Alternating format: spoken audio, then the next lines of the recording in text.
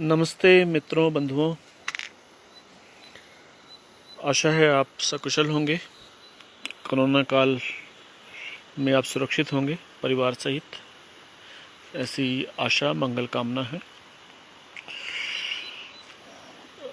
बहुत दिनों बाद चर्चा का मौका मिला है। चर्चा का मौका, इसका अर्थ है कि डाटा बचा हुआ है तो उसका सदुपयोग। अस्तु की चर्चा शुरू करते हैं।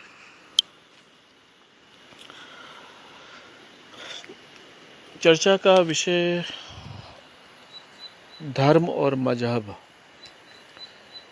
इस पर मैं चर्चा करना चाहूँगा।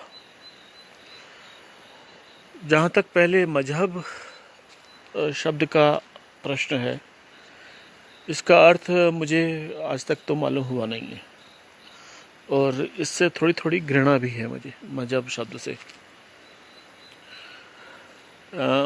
किंतु रिलीजन जो शब्द है वो मजहब से अधिक करीब है।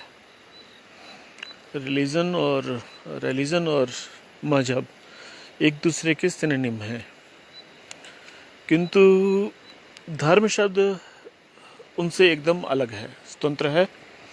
और मजहब और धर्म का वास्तविक जो अर्थ है उससे बहुत दूरी है इन दोनों की।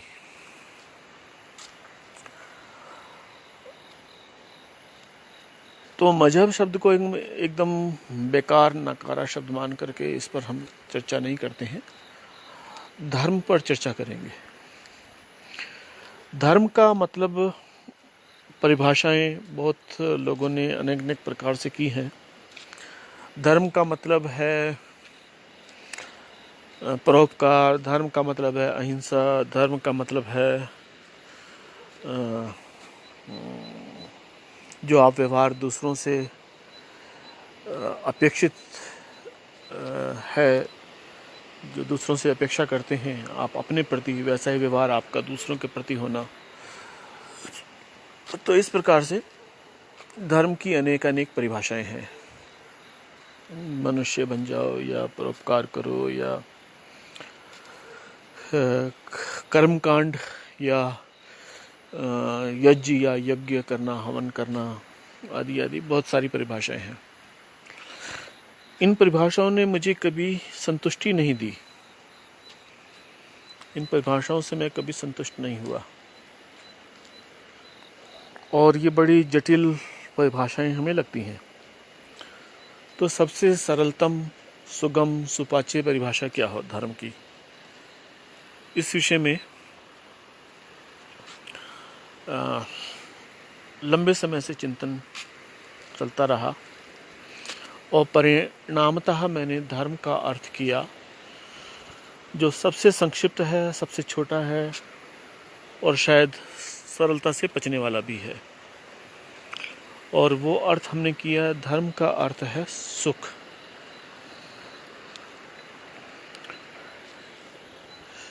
मुझे नहीं लगता कि इससे छोटी और सरल परिभाषा हो सकती है।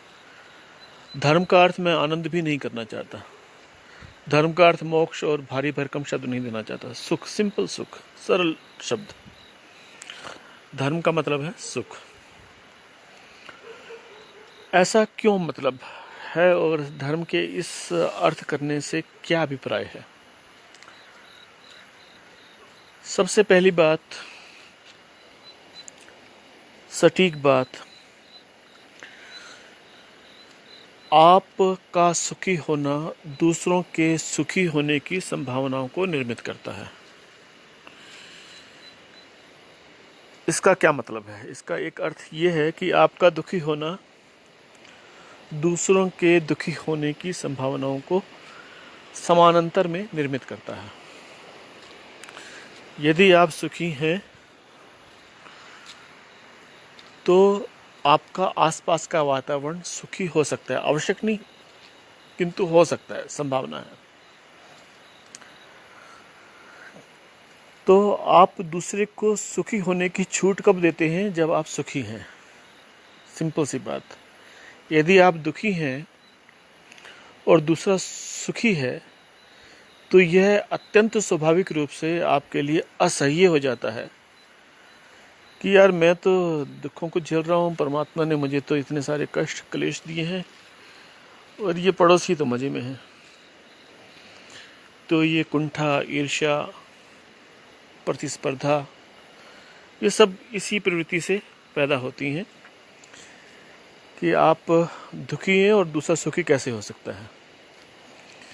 इसलिए धर्म का अर्थ हम करते हैं सुख, अर्थात यदि आप सुखी हैं तो निसंदेह दूसरे के सुख की संभावनाएं बनती हैं। दूसरे को सुखी होने की कम से कम आपकी तरफ से छूट प्राप्त होती है।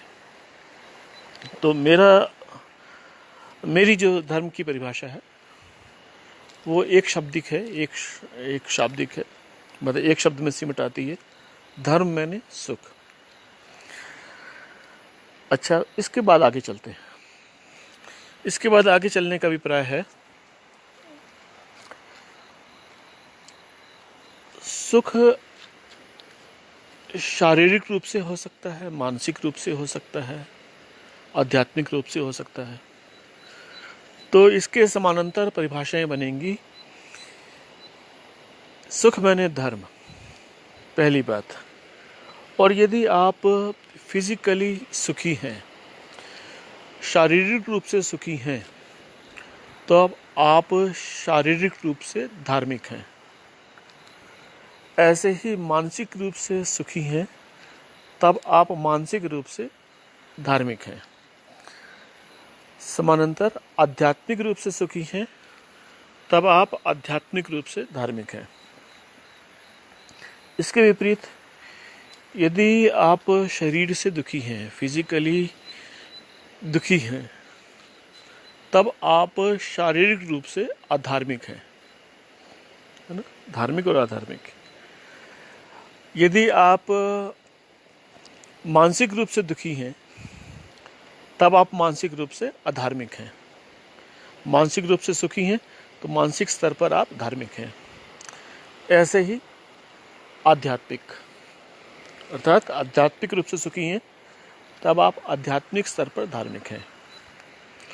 और आध्यात्मिक रूप से दुखी हैं, तब आप आध्यात्मिक रूप से दुखी हैं आध्यात्मिक रूप से, तो आप आध्यात्मिक रूप से अधार्मिक हैं। थोड़ा और व्यापक करें, यदि आप व्यक्तिगत स्तर पर सुखी हैं, तब आप व्यक्तिगत स्तर पर धार्मिक हैं। पारिवारिक रूप से सुखी हैं, अर्थात आपका परिवार सुखी है, परिवार में सामंजस्य है, हार्मनी है, एक दूसरे की उन्नति से प्रसन्न होते हैं, मुदित होते हैं, परिवार के सभी सदस्य एक दूसरे की भावनाओं को समझते हैं, और टोटल मिलाकर के हार्मनी है, समन्वय है, सामंजस्य है, समझ है, तो वो परिवार सुखी है। वो परिवार सुखी है का मतलब हुआ कि वह परिवार धार्मिक है। इसी प्रकार से यदि वह परिवार नित्य नए नए कृत्रिम झगड़े पैदा कर रहा है, नए नए क्लेश पैदा कर रहा है, उनमें कोई सामंजस्य नहीं है, खींचतान मची हुई है, अहंकार की खींचतान, सत्ता संघर्ष और संपदाओं की खींचतान, तो वो परिवार दुखी है, दुखी है अर्थात अधार्मिक है। तो सुख और धर्म ये समानांतर चलने वाली चीज़ें हैं। तो आप परिवार सुखी है तब वह परिवार धार्मिक है, परिवार दुखी है तब वह परिवार अधार्मिक है। कोई परिवार बहुत सत्संग करता है, कीर्तन करता है, पूजा पाठ करता है, हरिद्वार जाता है, श्राद्ध करता है, दुनिया भर की नाटकबाजी करता है, अगर परिवार में क्लेश है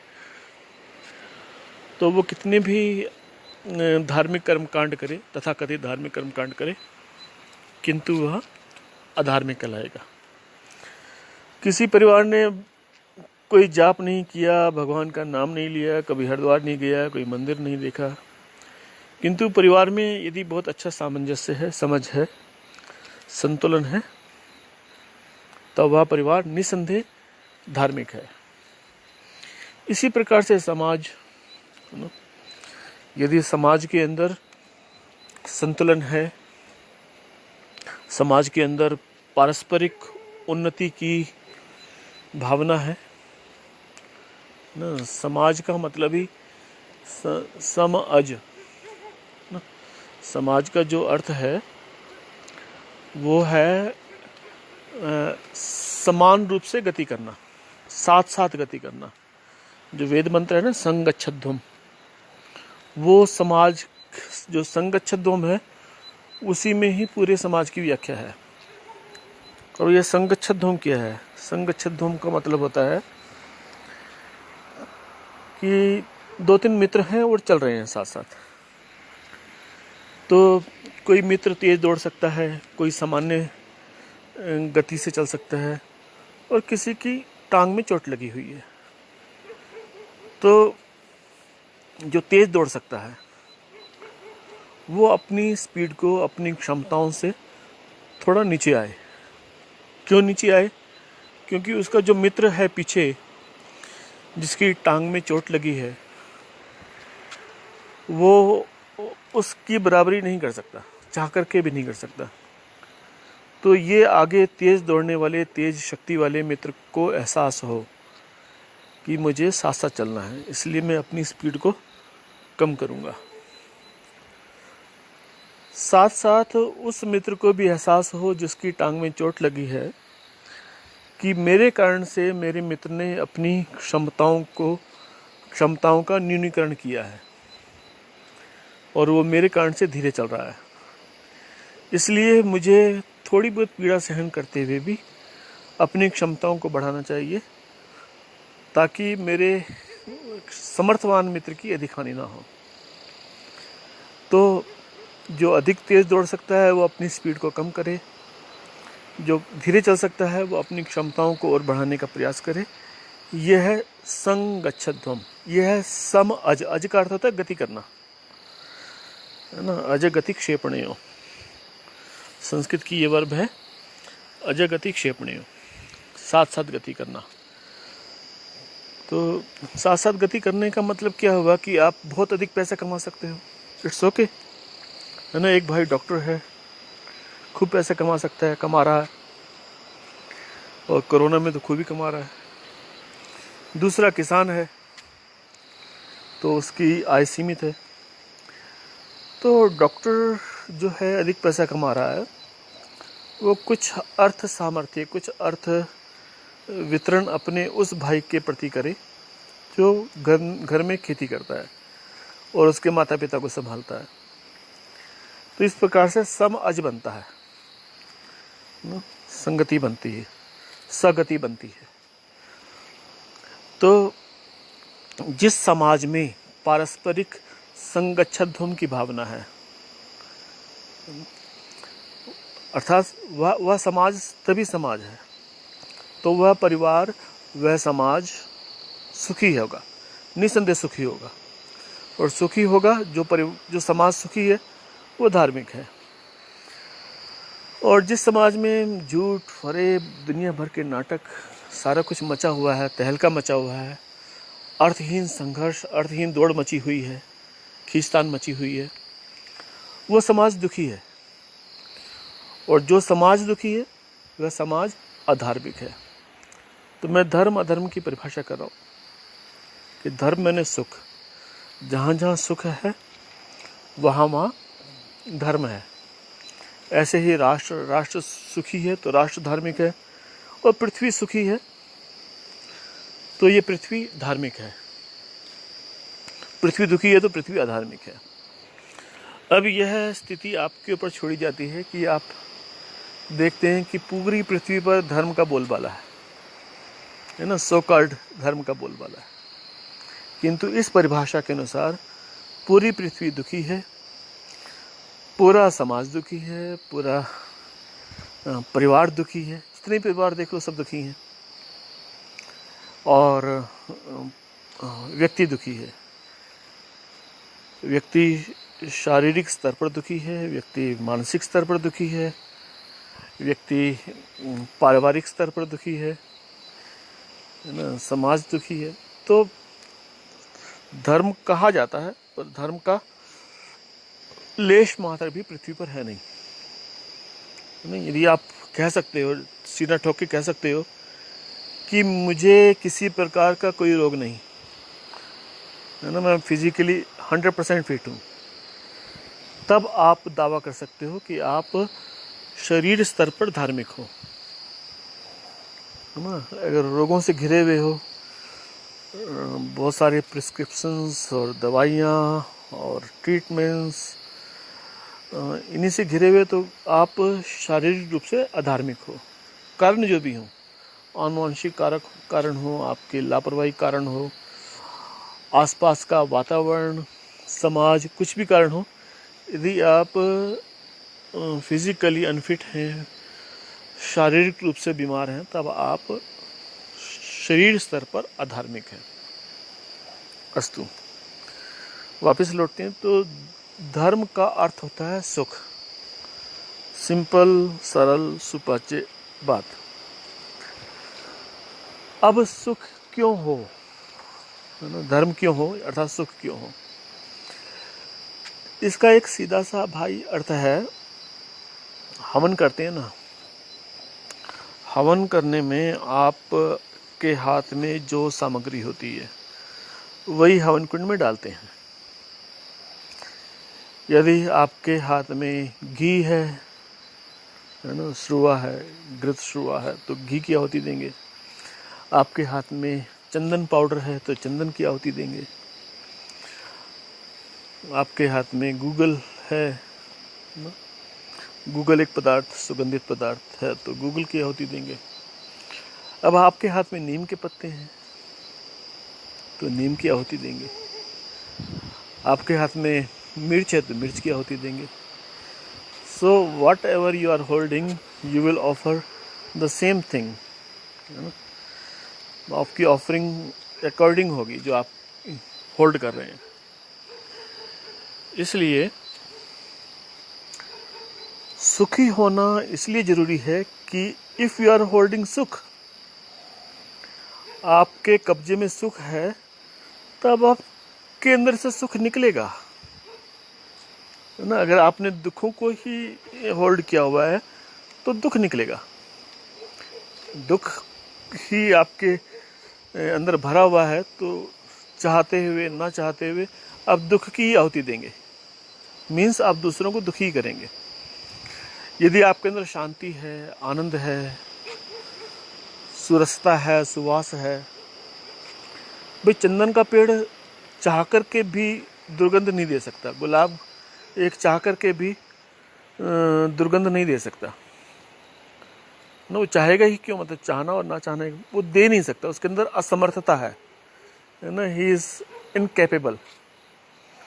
तो वो असमर्थ है, गुलाब असमर्थ है दुर्गंध को फैलाने में, क्योंकि उसके अंदर दुर्गंध है ही नहीं।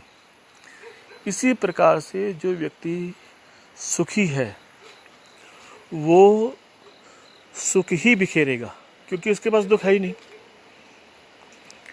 तो सुखी होना धर्म इसलिए है ताकि आप सुख को बिखेर सको।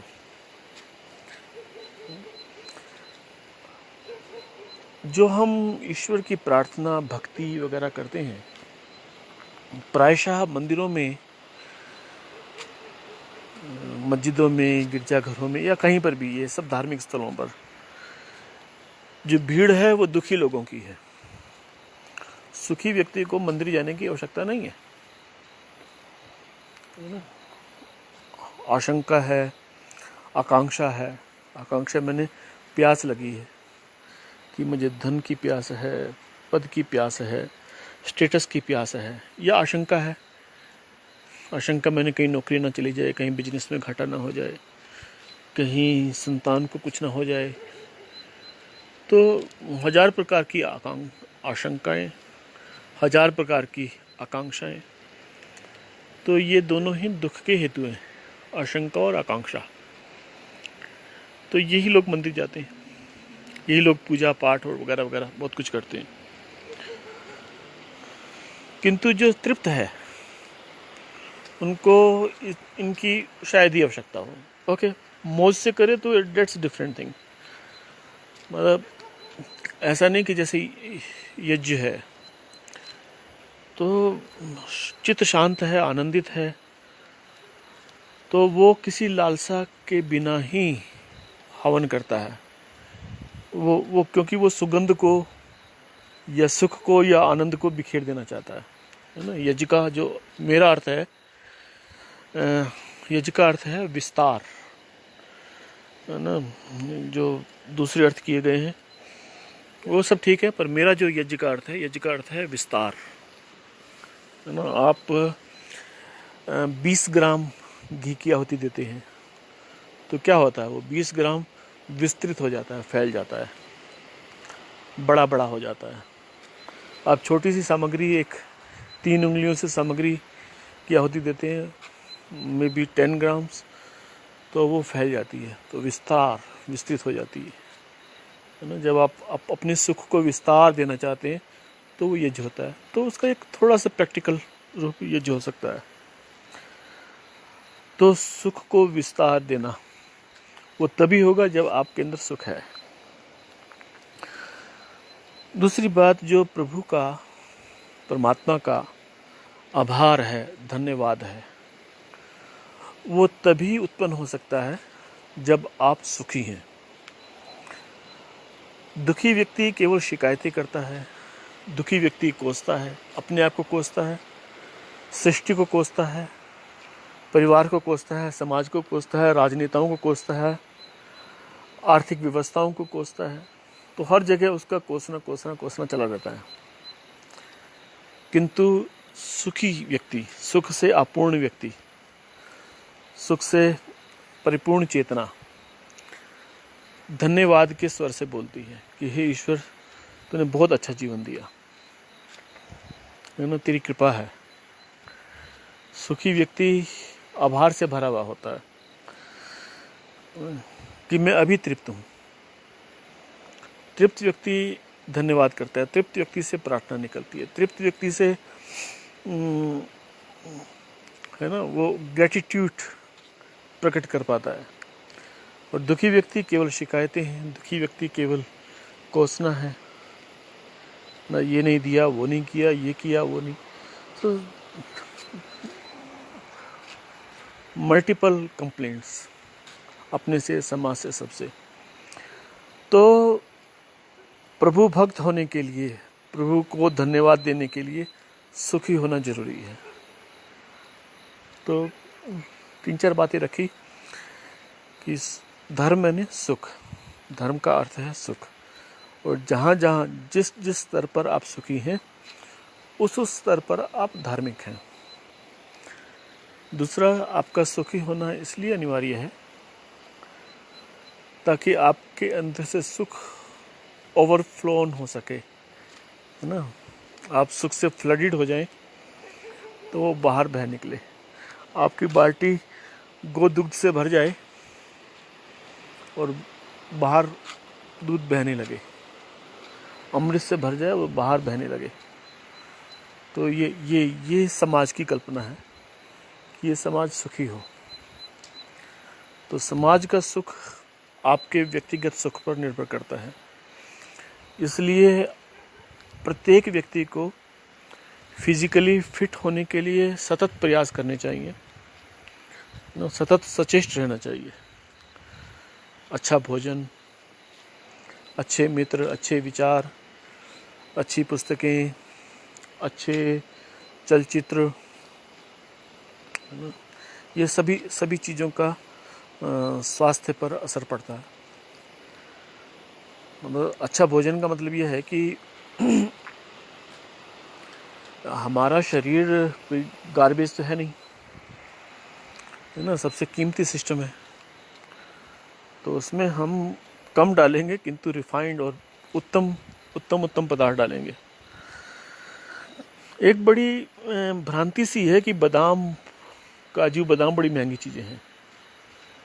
मुझे लगता नहीं कि एक सिगरेट पीने वाला, बीड़ी पीने वाला जितना पैसा खर्च करता है अकेले पर, है ना, तंबाकू की पुड़िया खाने वाला, अगर वो थोड़ा सा भी हिसाब किताब लगाए तो वो जितना तंबाकू की पुड़िया खाने पर अकेले स्वयं के लिए खर्च करता है, उतने पैसे में वो पूरे परिवार को नियमित बादाम खिला सकता है। तो पुनः विषय पर आते हैं कि सभी तरह से अपने आप को फिजिकली धार्मिक बनाने के लिए, शारीरिक रूप से धार्मिक बनाने के लिए सतत प्रयास करने चाहिए। थोड़ा योगा, थोड़ा प्राणायाम,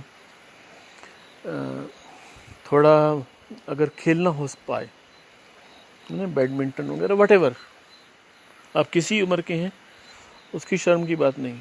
जहाँ पर भी कभी भी खेलने का अवसर लगे तो खेलना चाहिए। क्रिकेट खेलो, वटेवर, जो भी खेल हो खेलो। उससे क्या होता है, आपके अंदर उत्साह पैदा होता है ना। शारीरिक ब्लड सर्कुलेशन के साथ साथ जो उत्साह पैदा होता है वो आपके स्वास्थ्य को अत्यधिक प्रभावित करता है। मानसिक रूप से आपको सबल बनाता है। ऐसे ही मन को स्वस्थ रखने के लिए प्रयास करना चाहिए। अच्छे अच्छे विचार आपको आनो भद्रहा, आनो भद्र का मतलब है कि हे परमात्मा, अच्छे विचार मेरे पास चारों ओर से आए। तो वैसे वातावरण को निर्मित करना चाहिए कि अच्छे विचार आपके पास आ सकें। जैसे आपके पति हैं या आपकी पत्नी है, तो उनको इतना एजुकेट करो कि आपको ठीक समय पर अच्छे विचार दे सके। या ऐसे मित्रों का संपर्क करो कि जब कभी आपके अंदर निराशा है, उदासी है, आप डाउन फील कर रहे हैं, तो ऐसे मित्रों का संपर्क करो कि वो मित्र आपको उस समय में अपलिफ्ट कर सकें, है ना, आपको नई ऊर्जा दे सकें। तो आनो भद्रा, अच्छे विचारों को आमंत्रित करना, अच्छे विचारों के लिए पहले से रूम तैयार करना। तो इससे आप क्या होगा कि आप मानसिक रूप से धार्मिक बन पाएंगे। और आध्यात्मिक रूप से धार्मिक होने का मतलब ये है कि सब कुछ है, परिवार है, पैसा है, स्टेटस है, everything if you are holding. तो इन सब चीज़ों का कोई मतलब नहीं है एक सीमा के बाद। तब आपके अंदर जो सुना सुनापन प्रतीत होने लगता है, उसको भी भरने की पहले से तैयारी, नहीं तो आप आध्यात्मिक रूप से दुखी होने वाले हैं। तो आप की आत्मस्थिति बन पाती है, थोड़ी थोड़ी बन पाए। आप थोड़ा ध्यान, संध्या, मनन चिंतन में कुछ समय तक यानी 20 मिनट 30 मिनट बैठ सकते हैं टिक करके, तो वो एक आध्यात्मिक सुख है ना। यदि आप उस सुख को लूट रहे हैं, उस सुख से सुखी हो रहे हैं, तब आप स्पिरिचुअली धार्मिक हैं। मतलब ये बड़े स्तर का हो गया थोड़ा सा। पहले आप फिजिकली धार्मिक बने, फिर इमोशनली, मेंटली धार्मिक बने, और इवेंचुअली स्पिरिचुअली धार्मिक बने। तो ये धार्मिक बने का मतलब बिल्कुल सिंपल सा है, सुखी बने। और जब आप सुखी होंगे तो फिर दूसरों के सुख की संभावना बनेगी। इस विषय पर किन्हीं मित्र के कुछ प्रश्न हो तो वो उनके प्रश्न आमंत्रित हैं। मैं उत्तर देने वाला कुछ अपने आप को बहुत नहीं समझता हूँ कि, किंतु हम परस्पर चर्चा कर सकते हैं, निस्संदेह चर्चा कर सकते हैं। तो ये थोड़े से विचार रखे हैं। इस धर्म की बहुत सारी परिभाषाएं हैं, किंतु यदि धर्म की परिभाषा आपको करनी हो तो एक शब्द की परिभाषा होगी, धर्म माने सुख, धार्मिक माने सुखी होना। कुछ लोग प्रश्न करते हैं कि अगर सुखी होना धर्म है तो व्यक्ति जैसे तैसे सुखी हो जाएगा। मान लो हमने किसी के पैसे चुरा लिए, है ना, किसी ने किसी की जेब काट ली, तो वो सुखी हुआ, अर्थात वो धार्मिक हुआ। तो इस प्रकार के कुतर्कों से तो हम क्या कहें, फिर भी, है ना, दुर्जनतोष के लिए जो हम क्रियाएं करते हैं उनका शारीरिक प्रभाव होता हो या ना होता हो, किंतु मानसिक प्रभाव अवश्य होता है, और वो सृष्टि के नियमाधीन है। अर्थात आपने किसी को दुख दिया है ना, मनुष्य के रूप में दुख दिया है, तो परमात्मा ने मनुष्य की चेतना स्तर इतनी बनाई है कि उसको वो पीड़ा होगी ही। यानी आप किसी की पॉकेट काट करके, जेब काट करके अभयता, निशंकता, निसंकोचता का अनुभव नहीं कर सकते। अर्थात भय एक दुख है, संकोच एक दुख है, हृदय का सिकुड़ना एक दुख है। देखो ना, आप जब भी किसी को कुछ सहयोग करते हो, थोड़ा सा भी आपके अंदर से सहयोग निकलता है, धन के रूप में, दान के रूप में, भोजन के रूप में, या किसी गिरे हुए को उठाने के रूप में, जैसा भी आपके अंदर से सहयोग निकलता है, आपका हृदय चौड़ा हो जाता है, छाती चौड़ी हो जाती है ना, आप गर्व से भर जाते हो। तो वो गर्व से भरना एक सुख है ना, वो आध्यात्मिक सुख है। आध्यात्मिक मैं इसलिए कह रहा हूँ उसको, क्योंकि वो अति इंद्रिय है। जब आप का किसी को सहयोग होता है तो ना तो आपकी जीवा सुखी होती है, न कर्ण सुखी होते हैं। मतलब उसको मानसिक सुख कह सकते हो आप, किंतु इंद्रियों से उस सुख का, जो 5 सेंसेस है, उससे संबंध नहीं है। तो जब जिसने किसी की पॉकेट मारी है या किसी को दुख दिया है, निसंदेह इतना तो बुद्धू है नहीं भाई वो, कि वो पॉकेट मार करके सोचे कि मैंने तो पॉकेट मार के उसको सुख दे दिया, उसकी जेब को हल्का कर दिया, है ना। इतनी संवेदना उसको प्राकृतिक रूप से प्राप्त है कि मैंने किसी को दुख दिया है। और जैसे ही ये भाव पैदा होता है तो हृदय सिकुड़ता है, उसका आत्मबल कमज़ोर होता है ना। तो ये आत्मबल का कमज़ोर होना, हृदय का सिकुड़ना, संकोच होना, ये दुख है, इंस्टेंट दुख है और लॉन्ग टर्म में भी दुख है।